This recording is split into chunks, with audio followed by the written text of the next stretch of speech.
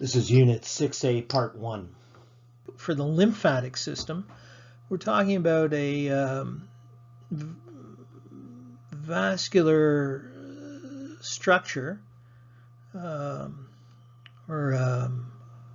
structure associated with the flow of fluid, which has two major parts, the lymphatic vessels and then also the lymphoid tissues and organs. So we're talking about the lymphoid system or lymphatic system.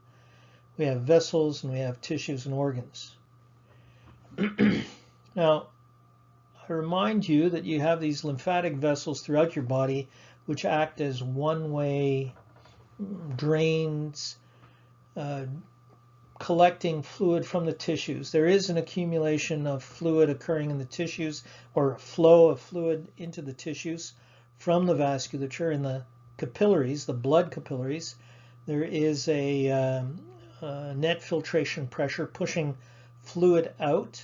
Some of that gets pulled back into the capillary, further downstream in the capillary, but part of it remains behind. It's not pulled back into the capillary, and it doesn't accumulate in the tissues. It actually will drain out of the tissues by draining into lymphatic vessels. And that fluid is, of course, interstitial fluid. It acts as a flush, a flow of fluid flushing through your tissues, washing any molecules that are there into those lymphatic vessels, thus giving an opportunity for the lymphoid system or lymphatic system to interact with anything that's foreign or non-self, a foreign target antigen.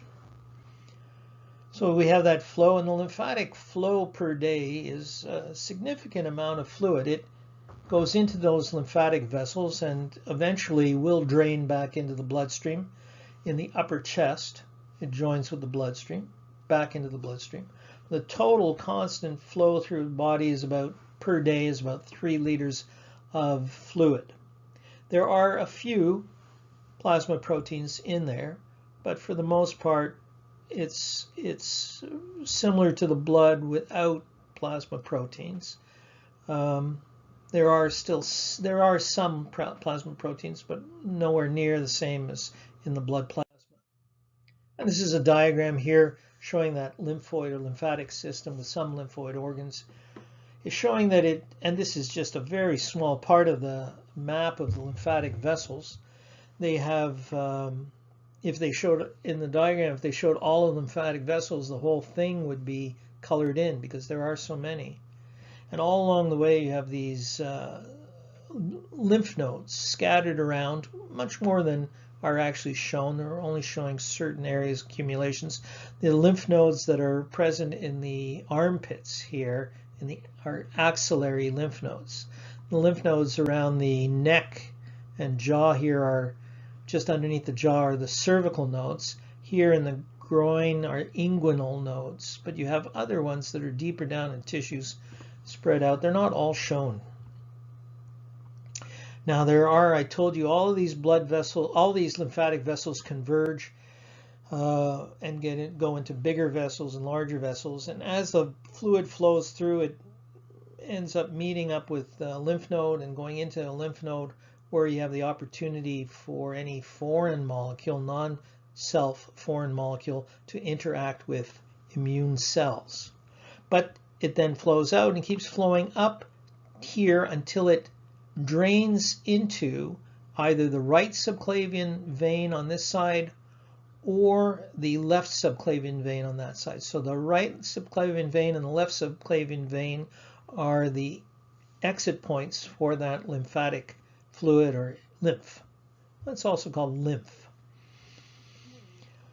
So, and this shows, it's a diagram showing the close interaction here and very close, not direct connection, but very close apposition of the lymphatic vessels with the capillaries around the capillary bed.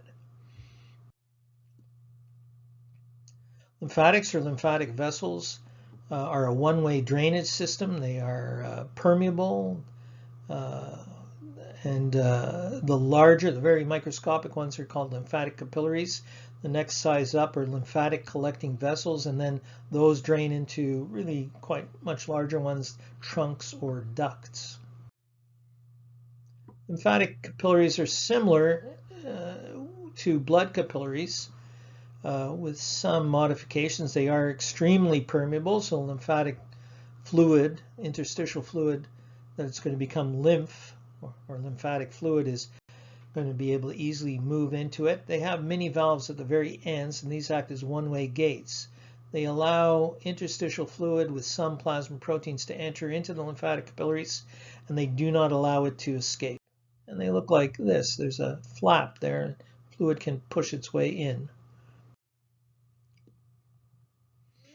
So, during an inflammatory process, when you have things occurring in a certain area of your body, that you have inflammatory response because of injury or foreign molecules getting in there, what you have is some dead cells, cell debris.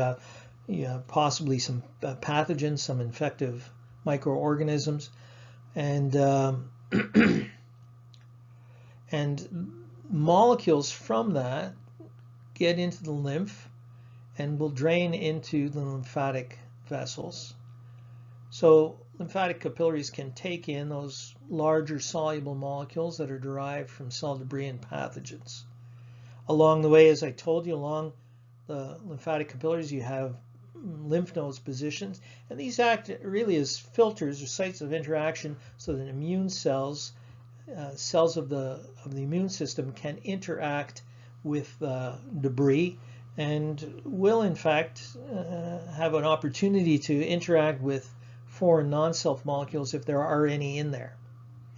I should point out that there are some specialized lymphatic capillaries that you've learned about before. They're in the intestinal mucosa, in the villi, those projections of the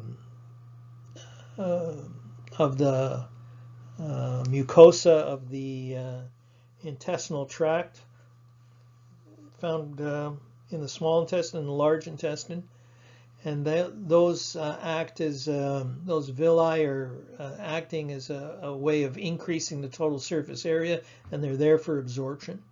And inside each villus, individual villus, you have a central lymphatic capillary called a lacteal. And these are involved in absorbing digested fat. Proteins and carbohydrates get absorbed into the blood vessels, into the capillaries, blood capillaries that are found in each villus. But the fat gets absorbed into the lacteals, which are specialized lymphatic capillaries. And they deliver that fatty lymph to the blood, and fatty lymph is called chyle. Chyle. Whoops, chyle right here. Let's get rid of that and go for this. Here we go, chyle. Okay. So as the fluid moves down those lymphatic capillaries, it'll reach larger vessels called lymphatic collecting vessels. They have the same three tunics as veins. They have thinner walls than veins and more internal one-way valves. They meet up, join up with each other more frequently than you get in veins. And they travel alongside superficial veins. At least the superficial ones that are closer to the surface of the body will travel alongside superficial veins. The deeper ones travel alongside arteries. And then those lead towards lymphatic trunks, which are the largest ducts and trunks that are the largest parts of the lymphatic vessel system. The major trunks in the body are named after each region that they drain. So the two key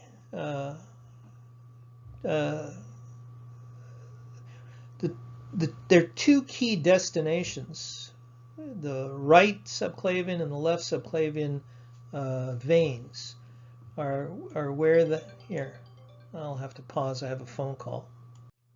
Okay, so that was a phone call I had to deal with. I was talking about the drainage into the blood vasculature. The lymphatic ducts, trunks, lead to lymphatic ducts. There are two large lymphatic ducts. They are the right lymphatic duct and the thoracic duct. Right lymphatic duct on the right side, thoracic duct on the left. The thoracic duct empties into the left subclavian vein. It actually drains fluid from most of the body. The right lymphatic duct drains fluids from the right upper arm, right side of the head, and thorax. So, and it just shows here, that's the trachea here, in this area here, that's the trachea. This is the right subclavian, this is the left subclavian vein, the right subclavian vein. There's the right lymphatic duct draining fluid that was collected, lymphatic fluid or lymph that was collected into the right subclavian vein. And here you have the thoracic duct here, right there, draining into the left subclavian vein. Notice that the whole thing, this big, largest vessel, lymphatic vessel, is all of it is called the lymphatic or thoracic duct, and it joins up with the left subclavian vein. Okay.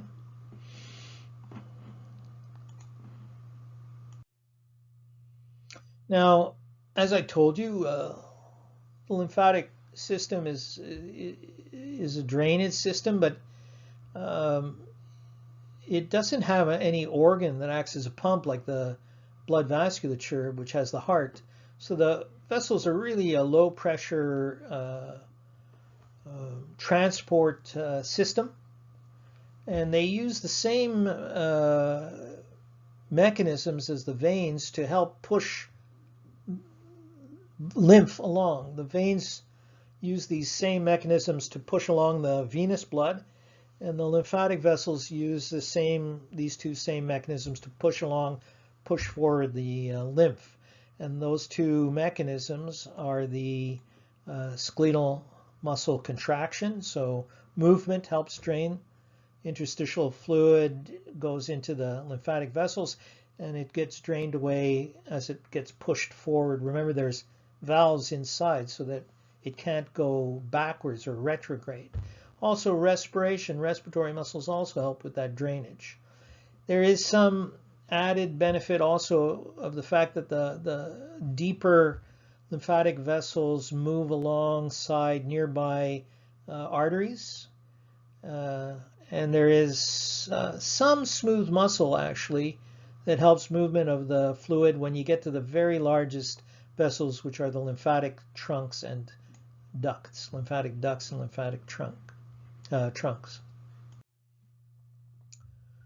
Okay, so just in general, to give you a general idea of the immune system, so that I can describe the cells associated with each one, the immune system is divided into two major parts. There's the innate immune system, which is a non-specific defense mechanism, and the adaptive immune system, which is very specific. So the innate immune system is made up of a number of different components which are not specific to any particular one foreign antigenic molecule, whereas and is there and is built in and is already active, although it can be upregulated in its activity, but further active, but it's innate, it's built in, it's there, it's ready to go.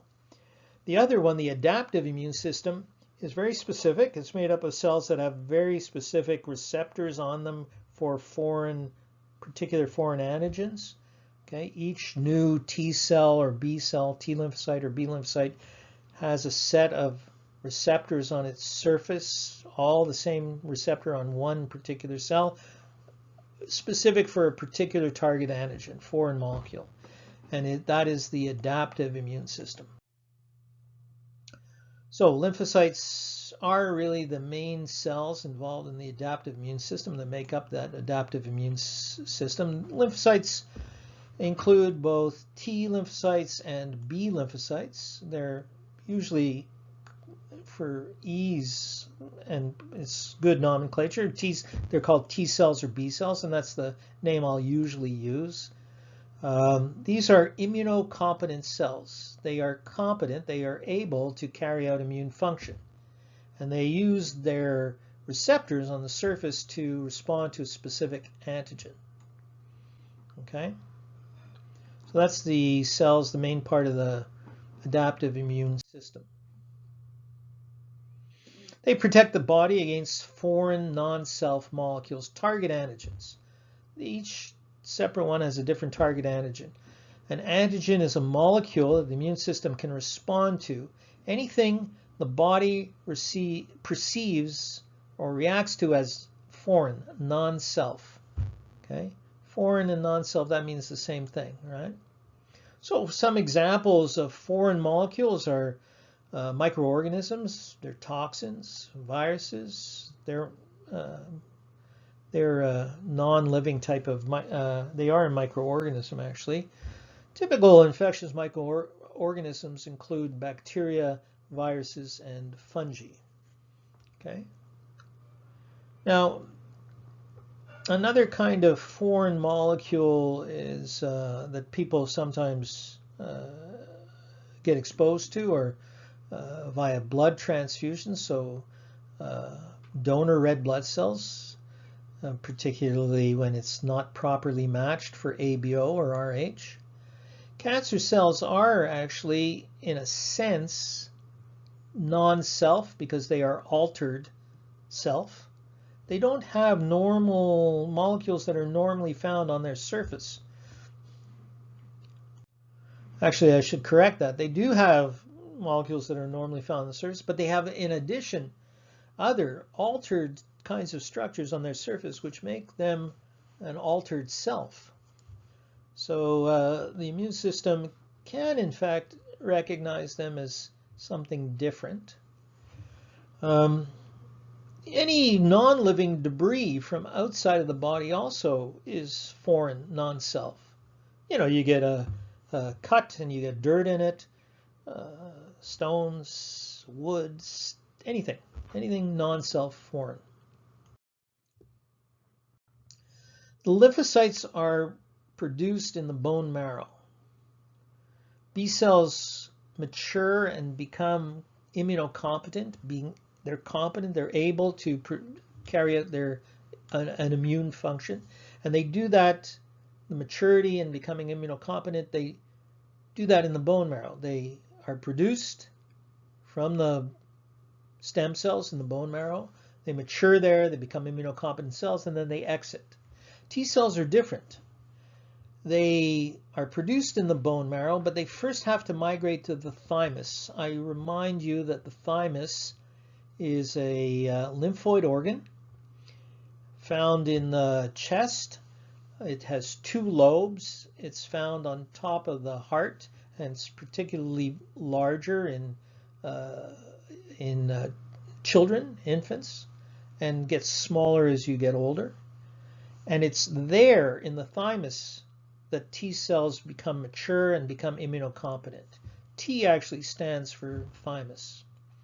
So the bone marrow and the thymus are called primary lymphoid organs because those are the sites of production and or maturation to immunocompetent cells of these lymphoid cells. So they're primary lymphoid organs. Once the cells, the B cells, have become mature and immunocompetent, they leave the bone marrow. Once T cells become mature and immunocompetent, they leave the thymus. And these cells go out, both mature B cells, mature T cells, they go out and populate secondary lymphoid organs. They go into the blood, and they also populate secondary lymphoid organs, so they can be found in the bloodstream and also in those secondary lymphoid organs.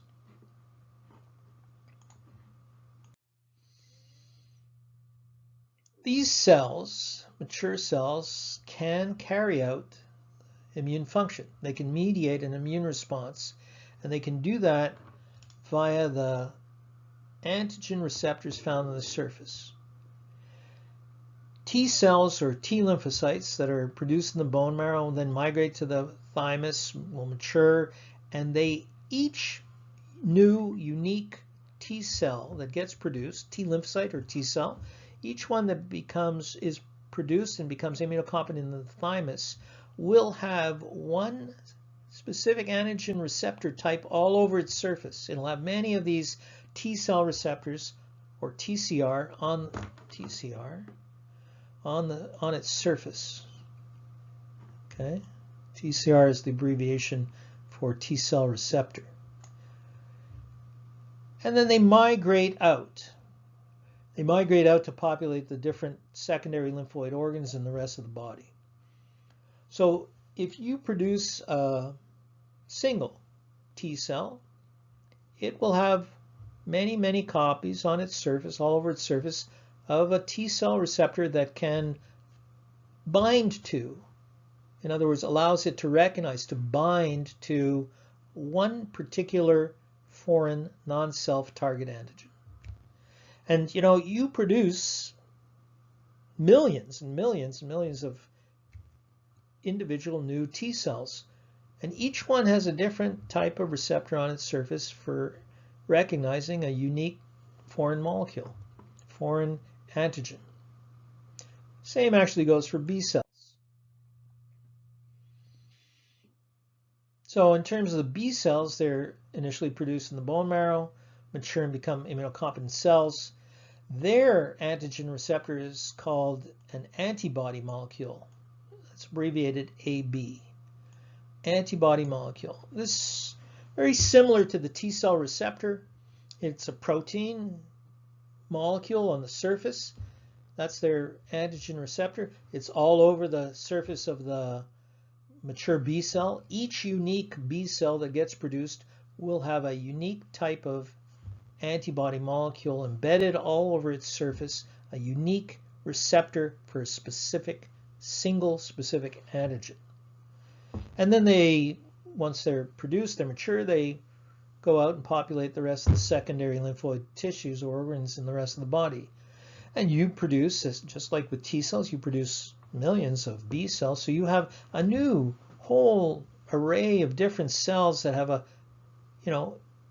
ability to individually, at least, to recognize many, many different. Each individual one will recognize one foreign antigen molecule. These lymphocytes have different roles. T cells manage the immune response. They carry out immune response and they manage the immune response. Each T cell, as I said, is a complete set on its surface of a single type of receptor that's unique for one target antigen called the T cell receptor. There are there are many subpopulations of T cells, but there are two major subpopulations. There are T helper cells and there are T killer cells.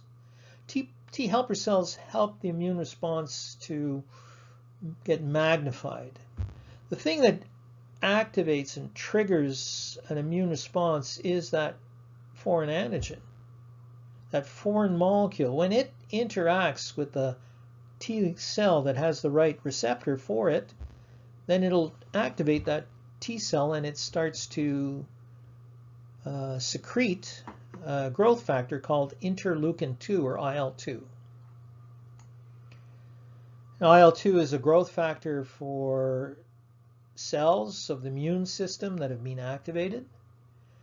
There are also T killer cells out there, another subpopulation called T killer cells, also called sometimes T cytotoxic cells.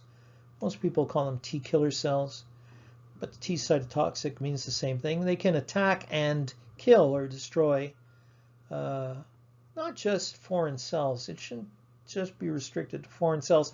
They can attack and destroy virally infected cells. I should have virally infected cells foreign cells or virally infected cells.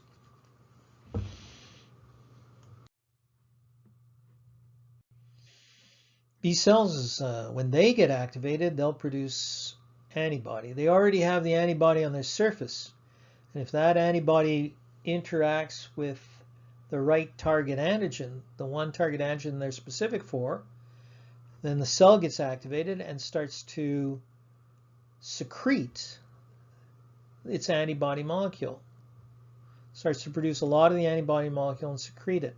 Those cells that have been activated by contacting their specific target antigen, they get activated and they actually become they change in terms of they get larger because they have more endoplasmic reticulum for protein production, antibody production, and then they're called plasma cells.